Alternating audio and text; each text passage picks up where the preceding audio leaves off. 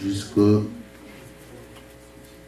en bas et suivant, à partir du verset 11, Ézéchiel 28 et suivant. Donc là, on parle en parabole, mais ce sont les deux endroits où nous trouvons l'origine de Satan. Et Apocalypse 12, verset 7, nous allons voir, là on peut lire, allons dans Apocalypse 12, verset 7.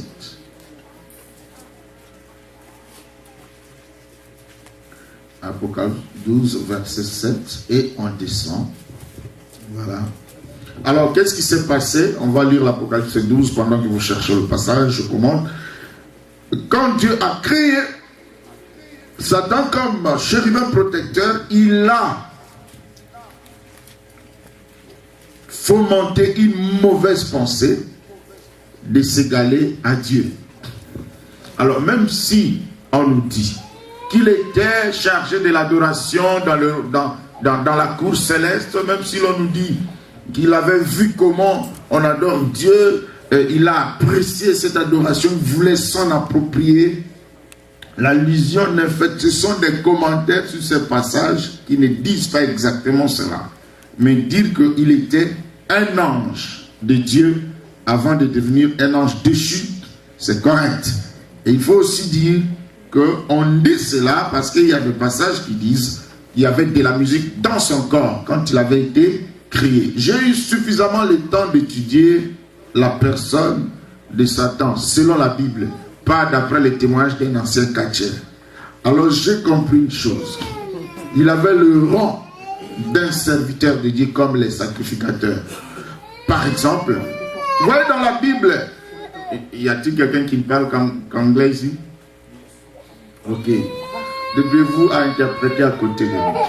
Quand vous voyez dans la Bible, on parle du sacrificateur. Dans l'Ancien Testament, ils avaient 12 pierres que Dieu avait décrites sur leurs vêtements. Sur les boubous des sacrificateurs, il y avait un sachet ici de 12 poches où l'on mettait 12 différentes sortes de pierres. Onyx, jaspe, chrysolite, tout cela, ça représentait 12 tribus. Et bien aimé, j'ai compris que quand Dieu a créé Satan, il a mis toutes ces pierres-là. Mais ce n'était pas 12, c'était 9 pierres. Alors j'ai cherché le nom des 3 pierres qui manquaient là. Et les 3 pierres que Satan a manquées, vraiment, ça parle de la pureté, de la justice. Il y a des choses que Dieu ne pouvait pas. Le diable peut avoir les dons, mais il ne peut pas avoir le fruit. Amen. Hein? Amen. Donc, il ne peut pas avoir l'amour, par exemple. S'il a l'amour, il n'est plus Satan, il ne tue plus. Donc, les pierres qu'il a manquées là, c'était la chose qui a fait qu'il ne puisse pas être comme un réel serviteur de Dieu. Donc, Satan, ce n'était pas n'importe quel être, c'était un être parfait. Parfait dans sa beauté, parfait dans son intelligence, dans sa puissance. Et Dieu n'a jamais enlevé cette puissance-là. Et nous avons un enseignement populaire erroné qui nous dit Satan se trouve en enfer. Ah, celui-là, il est mort. Il n'a pas connu Jésus. Il est directement allé en enfer avec Satan. Et même les gens qui ont des songes, il était dans les enfers, il a vu Satan. Ma Bible me dit que Satan n'est pas encore lié. Il est où? Apocalypse 12, verset 7 à 11 nous dit ceci. Quand il a fait cela, il a voulu être l'égal de Dieu, Dieu l'a précipité. Et Dieu l'a précipité comment? Les anges protecteurs de Dieu sont là, il ne peut pas toucher Dieu. Il y a un seul ange, un archange, voilà. L'archange Michael. Michael. Michael, c'est le chef de l'armée de Dieu. Il a combattu contre Satan. Mais Satan, il avait aussi séduit un tiers d'anges dans le ciel. Et les combats étaient entre 2 camps des anges. 2 tiers contre 1 tiers. On comprend de quel côté la force est. Et Satan et son équipe avaient été vaincus. Maintenant, ils sont vaincus. Mais Dieu ne les a pas exterminés. Dieu ne les a pas fait disparaître. Dieu les a précipités. Où? Normalement, la prison de Satan s'appelle Abyss, les abîmes. Ce n'est pas un endroit géographique. Mais au lieu d'aller directement dans les abîmes, Satan a préféré faire escale sur le territoire des humains, la planète Terre. Alléluia. Je ne sais pas s'ils existent dans Mars, Jupiter, Saturne, mais nous savons par les Écritures que Satan fut précipité sur la terre et dans la mer. Or, la mer se trouve sur la planète Terre. Alléluia. Donc, Satan a élu domicile sur la planète Terre parce qu'il veut être notre adversaire. Parce que quand il était ange, il savait comment les anges se tenaient. Mais Dieu, nous sommes ici avec toi depuis longtemps. Et tu te décides, tu vas créer un homme à ton image. Nous, nous sommes seulement serviteurs. Mais eux, ils sont ton image. Comment ça? Alors, quand on le précipite, très jaloux, il dit, bon, eux, ils vont remplir leur destinée des images de Dieu. Et moi, j'ai perdu ma position. Je vais les combattre. Satan vient sur la planète Terre. Mais la Bible me dit, les cieux sont les cieux de l'Éternel. Et la terre, il a donné au Fils de l'homme. Donc, spirituellement parlant, Satan est un immigré sans papier.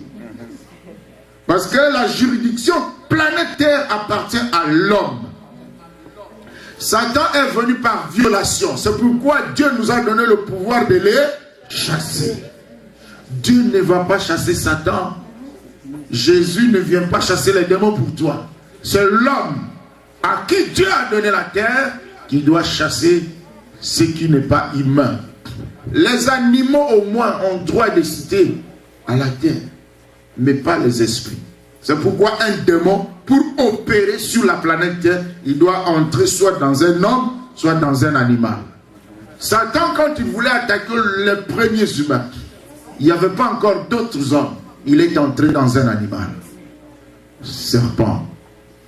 Et vous voyez que la planète Terre qui est donnée aux hommes, Satan vient nous envahir avec ces démons. Ils sont là et ils ne sont pas encore dans les enfers. L'enfer, c'est un projet. L'enfer, c'est un chantier dans la pensée de Dieu. Ça n'a pas encore accueilli un seul démon. Parce que Satan sera lié d'abord, jeté. Lui, Satan, l'antéchrist et les faux prophètes, ils vont être jetés pour inaugurer l'enfer. Ensuite, tous ceux qui seront jugés, tous ceux qui n'ont pas reçu Jésus comme Seigneur et Sauveur personnel. Alléluia. Ce sont des choses que vos pasteurs doivent vous donner dans les affermissements. Malheureusement, on n'a pas assez de temps. Et on dit toujours, aujourd'hui nous prêchons femmes samaritaines, demain Zachée, après cela, la délivrance de Jéricho, et puis les gens ne comprennent pas. Le jour de la mort, il va où? Il va tout droit en enfer. Non. Il va tout droit au paradis. Ah, ok. Alors quel paradis? Quand quelqu'un meurt, il va où? Ok, on ne va pas parler de tout cela aujourd'hui. Parlons plutôt des empêchements de Satan. Et nous comprenons ici que Satan, le diable, notre adversaire, comme la Bible nous dit, il est adversaire. Pourquoi? Parce qu'il se donne par jalousie le rôle de combattre ta destinée. Vous voulez un exemple? Je parlais de Samson. Il va réaliser sa destinée. Voilà, la destinée est liée à un don, à un appel pour résoudre un problème. Le problème, c'est la guerre. Et Dieu, avant même d'envoyer Gédéon naître dans le sein de sa mère, il a envoyé un ange. Manoach, ta femme va avoir un enfant. Et cet enfant-là, il va délivrer Israël. Ils ont fait l'offrande. L'enfant est né. Il ne connaissait rien. Il est né par mission, comme toi. Et quand il est né, il ne savait pas qu'un jour, il va combattre. Il sera général de l'armée d'Israël. Mais avant sa naissance, il y avait un don, il y avait une puissance, il y avait un potentiel latent, caché. Nous naissons tous, tout le monde que tu vois ici, il a quelque chose que Dieu a enfoui en lui. Dites à ton voisin, j'ai quelque chose à l'intérieur. Je suis spécial, moi. Il y a quelque chose que les gens ne voient pas. Mais ça existe en puissance. Amen, non? En acte, on te voit, tu travailles dans une compagnie de téléphone. Oui, pour une raison et pour une saison. Mais ce n'est pas ça ta vie. Vous croyez que tout le monde est appelé à faire cela? Vous croyez que tous tes collègues qui travaillent avec toi dans cette compagnie-là, ils sont nés pour ça? Ça, c'est pour une raison ou pour une saison. Ce que je fais ici, c'est pour une raison, c'est pour une saison. La raison, la première, c'est nourrir ta famille. Tu fais ce travail-là pour une raison et pour une saison. Mais si tu suis la lignée de la parole de Dieu, il y a un jour où ta destinée doit éclore et tu vas vivre selon ce que Dieu a mis en toi pour que tu vives sur la planète Terre. Quelqu'un dit Amen. Nous nous débrouillons et nous imitons les gens parce que nous ne comprenons pas ce que Dieu a mis en nous. Obstacle. Mais il y a un autre obstacle, l'existence d'un adversaire et son équipe. Donc, quand nous parlons de la destinée, il est facile de comprendre la destinée. Mais la réalisation de la destinée est butée à plusieurs obstacles. Alléluia. Amen. Voilà, Satan existe, les démons existent, les sorciers existent, la magie fonctionne, les fétiches font leur travail, même contre les enfants de Dieu, les pasteurs. Il y a des sorciers qui entrent dans les églises et qui font beaucoup de choses. Les gens attrapent la sorcellerie même à l'église. Et on ne sait ni comprendre, ni combattre. Nous avons la parole de Dieu sur nos lèvres. L'Éternel est mon berger, je ne manquerai de rien. Je suis fils du roi des rois. Mais la réalité, c'est quoi? Pleurs, grincement des dents. Et on ne comprend pas. Le grand Dieu, le Dieu des miracles, le Dieu de délivrance, mais comment je vis cette vie ici? Et vous êtes recroquevillé dans la résignation spirituelle. La seule place, le seul moment où tu crois en Dieu, où tu es un peu dans la joie, c'est quand il y a louange à l'église. Louer, louer, louer. Qui sait comment tu essuies tes larmes sous la douche?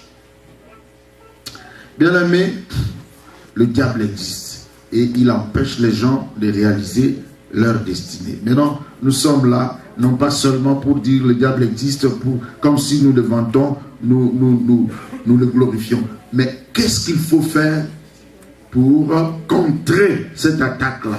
Il y a un adversaire. Mais comment l'emporter? Comment avoir la victoire? Quelqu'un dit Alléluia. Amen. Gloire au Seigneur. Voilà, la parole de Dieu nous dit, nous l'avons vaincu à cause du sang de l'agneau et à cause du témoignage de notre bouche. Le témoignage, ce n'est pas quand tu es guéri. Le Seigneur m'a guéri, amen, j'ai vaincu Satan. Non. La parole de Dieu dans le livre d'Apocalypse nous parle de Jésus-Christ, le témoin fidèle. Amen. Amen. Les témoins fidèles, la parole de Jésus, c'est le témoignage des saints. Amen. Alors, si tu connais la parole de Dieu, tu crois à l'œuvre de la croix du calvaire. Jésus a versé de son sang pour te racheter. Alors tu entres dans le commencement de ta délivrance. C'est ça la place de la nouvelle naissance. Tu ne vas pas parler de délivrance si le sang de Jésus ne t'a pas lavé. Ton nom n'est pas inscrit dans le livre de vie. Tu n'es pas libéré. Le monde entier est sous la domination du malin. Mais ceux qui sont nés de nouveau, ceux qui ont Jésus dans leur vie, ils sont protégés. C'est exactement comme ça s'est passé en Égypte, où là où l'agneau avait été immolé et le sang était sur le linteau, l'exterminateur n'y descendait pas. Il passait à travers. Tu veux la délivrance, commence par recevoir Jésus-Christ comme ton Seigneur et Sauveur personnel. Ce n'est